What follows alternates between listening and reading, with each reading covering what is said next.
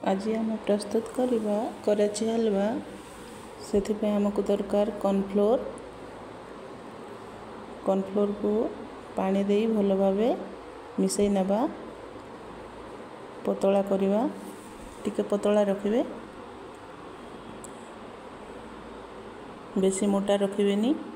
एबे आमे आ गोटे जगार चीनी आउ पानी फुटवा को छाड़ीदेवा फूड कलर टिके दे नवा आउ भल भाव मिसवा को देवा से बैटर को आमे पकई नवा आउ लगातार या आमे मिक्स करवा जेमिति तले लगी न जीवो। एथिरे मु गोटे चिमुटे लुण दे देछि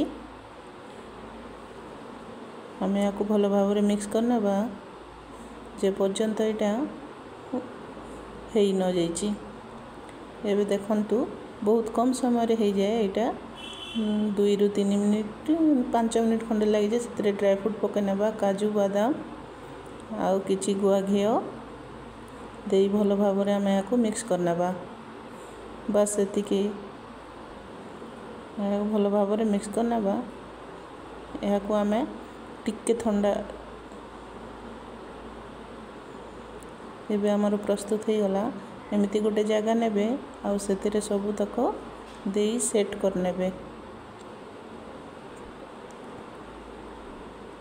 एबे हमर एटा आधा घंटा रखी नेबे आ काजू पकई नेबे काजू बादाम दे ताकू टिके पुणी दबे रखिबे जेमिति सबु सेट हो जिवो।